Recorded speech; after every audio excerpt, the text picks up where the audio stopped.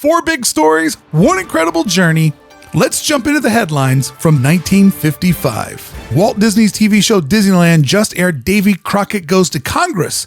And while America is watching the Wild West on TV, Walt is quietly using television to build his next major success. Meanwhile, Disneyland is expanding. The park secured 20 more acres for roads and parking, and another move in the slow and strategic land grab that will eventually become the Disneyland Resort. And speaking of Disneyland's future, the first signs of Disneyland vacation planning have begun. A local Brownie troupe is already plotting their big trip months before the park opens, but they're hoping to stay somewhere that will actually never get built. And finally, the land grab around Disneyland is getting intense. A developer tried to build a luxury trailer park within walking distance of Disneyland, but Orange County officials had other ideas. Years later, Disneyland would get its own trailer park, a fan favorite budget option. Bricky here, your ghost host for Old Disney News Tonight, where I take a time machine back 70 years to uncover the biggest Disneyland headlines from this exact week. This is episode 4, covering January 24th to January 30th, the 4th week of 1955, and ironically, the 4th episode of Old Disney News Tonight. Walt Disney was a lot of things: an animator, a businessman, a theme park pioneer, but above all, he was a master of marketing. In January 1955, his Disneyland TV show wasn't just entertaining America, it was setting up Disney's massive success. Episode 14 of Disneyland, titled Davy Crockett Goes to Congress, aired on television. It was the second part of a 3-part miniseries following Davy Crockett, Indian Fighter, which had premiered in December. No one, not even Walt, could have predicted what was happening. Davy Crockett was rapidly becoming a cultural phenomenon. Little boys across America were already starting to wear coonskin caps, and in just a few months, this character would be one of the biggest pop culture crazes in Disney history. A critic at the time compared Davy Crockett frenzy to Beatlemania. He recalled every red-blooded boy felt like he had to have a coonskin hat. The Ballad of Davy Crockett was climbing the music charts, and kids couldn't get enough of the frontier hero. This success was no accident. It was part of Walt's genius, using television to test and shape public demand. Every episode of Disneyland was commercial for something bigger: his upcoming theme park, his latest films, or in this case, a new Disney legend in the making. Part of what made Davy Crockett so memorable wasn't just Fez Parker's performance, it was the incredible painted backgrounds that brought the frontier to life. The production artist responsible was Peter Ellenshaw, a legendary matte painter. His work on Davy Crockett was a masterclass in atmospheric storytelling, turning sound stages into vast landscapes that felt as real as the great American frontier. Ellenshaw would later play a key role in Disneyland itself, creating concept paintings and helping design Sleeping Beauty Castle. But in this moment, his brushstrokes were shaping the world of Davy Crockett, helping sell the adventure and the authenticity of Walt's latest hit. 7 months from now, when Disneyland opens, Davy Crockett will play a huge role in the grand opening celebrations. What even Walt doesn't realize yet is just how big Davy Crockett is about to get. In a future episode of Old Disney News Tonight, we'll break down the full impact of Davy Crockett mania, how it became an unexpected blockbuster, how it helped Disneyland succeed faster than anyone thought would be possible, and why Walt later admitted he never should have killed off the character in episode 3. Oh, spoiler alert. Walt's TV strategy was clear: minimal screen time for himself, just a quick intro and outro. In this episode, you don't see Walt for more than 3 minutes. This was an interesting strategy. This was designed so he could balance running a studio, building Disneyland, making a weekly TV appearance, and also being a husband and a father. These Walt-light episodes gave him time to be everywhere while keeping his presence in America's living rooms. He could probably shoot these type of episodes, like 4 or 5 of them in one afternoon, which is pretty important when you think about just how busy he is at this time period. Davy Crockett wasn't just conquering the frontier on television. Meanwhile, over in Anaheim, Walt Disney was claiming his own stretch of land, but Walt wasn't the only one making land grabs in 1955. Everyone wanted a piece of the action. Let's check in on 70-year-old construction news to see how Disneyland quietly secured the land it needed to grow.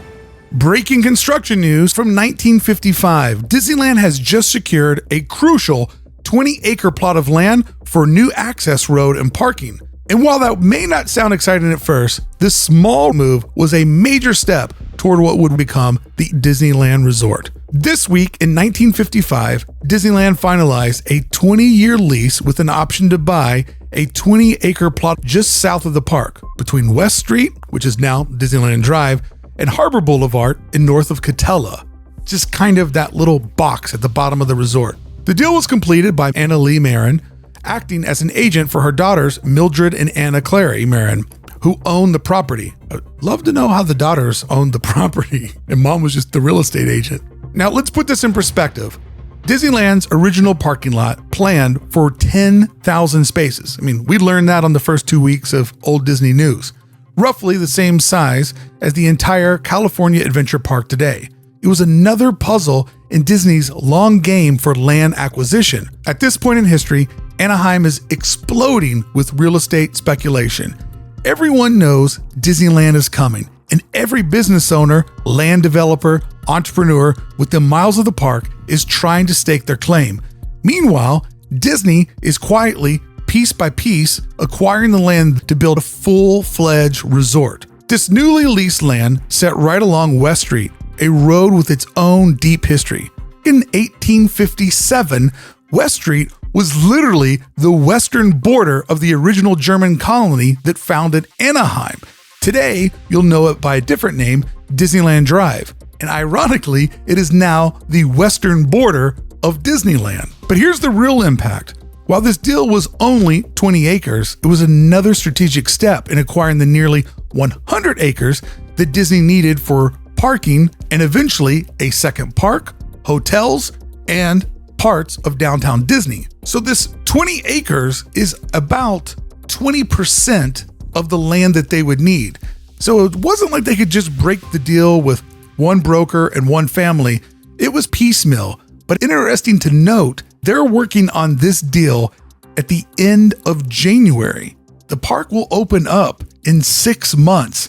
And as we're learning, and we'll learn in weeks to go, people are trying to buy land around Disneyland, making it difficult for Disney and more expensive. But looking back, this was one of those tiny forgotten deals that ended up shaping the Disneyland Resort we know today.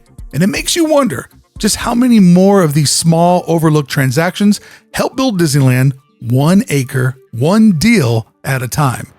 While Disneyland was busy securing land for roads and parking, some future visitors were already making plans months before the park even opened. One of the first recorded groups planning their trip wasn't a big corporation or a travel agency, it was a local Brownie troupe, determined to be the first to experience Disneyland, well before the Yippies showed up, well before they even knew what they were in for. Last week we talked about the ambitious plans for the Disneyland Hotel, including the dormitories that would allow large groups to stay together overnight. Well, this week we found our first documented group already planning their Disneyland trip, and they're betting big on those dorms. A local Brownie troupe is getting ahead of the game, hoping to be among the first guests to visit Disneyland after it opens in July. But there's one small problem. A local newspaper reported this week that Brownie troupe, shout out the Brownie troupe 108, held a meeting to discuss their future plans, summer day camps, selling Girl Scout cookies, and their trip to Disneyland. These girls were serious planners. They knew Disneyland would be opening in July, and they were making an early bid for reservations, hoping to be among the first visitors.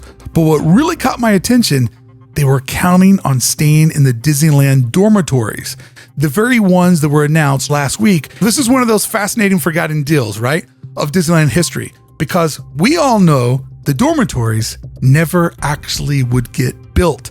It was a great idea. It was the thing that I latched onto last week in the news. Affordable group housing for school trips, scout troops, church groups. But I'm assuming when Disney and Jack Rather ran the numbers, they likely realized that single family hotel rooms were just way more profitable. Where I think that this all got derailed, the hotel would only open with 100 rooms. They were opening it up in stages. When they saw the demand, they probably said, dormitories where we could easily put a couple hundred other rooms? Let's just brush this idea over to the side. But 1 week later, we're already seeing a group bite on the idea of the Disney dormitories. But this article is an amazing time capsule because it shows something special. The first recorded guests actively planning their Disneyland dream trip. This could be one of the earliest examples of what we now call rope droppers. Visitors mapping out their Disneyland strategy months in advance, eager to become the first through the gates. The pure optimism. In early 1955, nobody yet understood how massive Disneyland would be. These brownies saw it as a fun new local attraction, not the global giant it would become. They had no idea one day getting a reservation would mean battling ticket drops, virtual queues, more than an hour, and hotel prices that would make their little minds melt. But one important question: who's gonna break it to these poor girls that their dream accommodations aren't actually getting built? The Brownies weren't the only ones planning their big move to Disneyland. Developers had their own affordable plans, and they were a little bit less magical. This week, a businessman proposed building a luxury trailer park outside Disneyland's borders. Let's take a look at the Disneyland trailer park battle.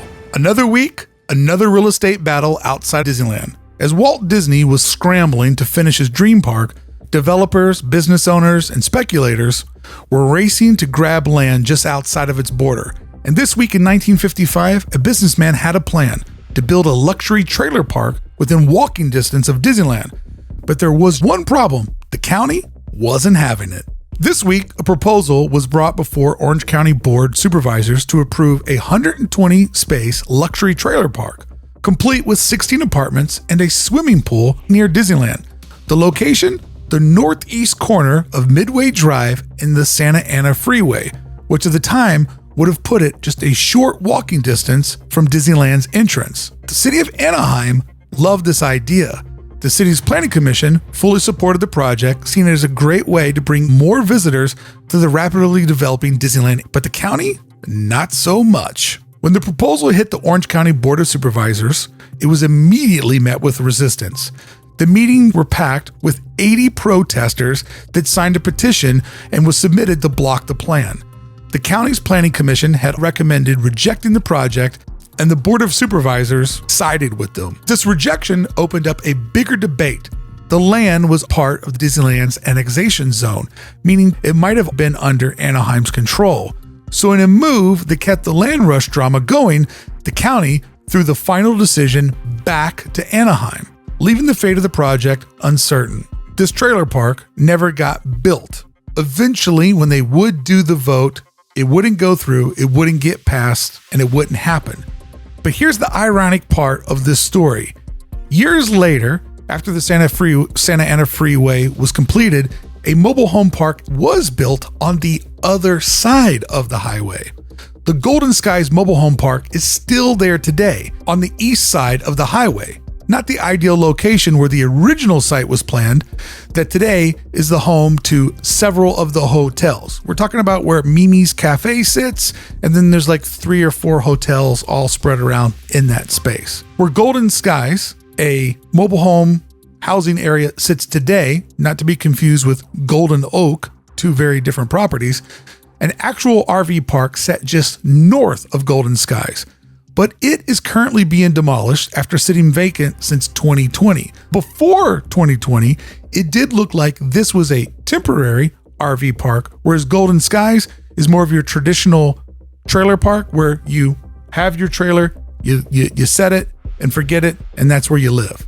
But adding even more irony to this battle about the luxury trailer park, one would show up, because just across from Disneyland, on the other side of the park, the west side of the park, in 1970, Jack Rather, who owned the Disneyland Hotel, opened Vacationland, a Disneyland-adjacent RV resort, covering 10 beautifully landscaped acres. It had room for 280 RV spaces. It had a billiards room, a swimming pool, and even a viewing area where guests could watch Disneyland's nightly fireworks.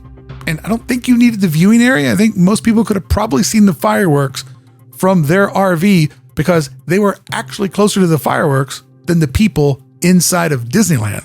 For families traveling on a budget, Vacationland was a dream come true, offering an affordable place to stay just steps from Disneyland, and also expanding the adventure of camping and being with your family. Unlike the high-end Disneyland hotel, Vacationland gave RV travelers an inexpensive way to enjoy the magic, with nightly rates as low as $4.50 in the off-season. Families could cook their own meals, relax by the pool, and still get a front row seat to those magical fireworks every night. For many visitors, it was the perfect mix of Disney magic and road trip nostalgia, until it was bulldozed for the modern Disneyland Resort. If you're wondering what happened to Vacationland, good news, you've been there, because you might know it by a different name today. It's called the Mickey and Friends parking structure. Now stands where families once parked their RVs and slept underneath the Disneyland fireworks. The trailer park battle was just one of the many real estate moves happening around Disneyland in 1955. As the grand opening gets closer, building Disneyland and controlling the land will get more competitive. We'll be back next week with more old Disney News Tonight. Same time, same channel, just 70 years late.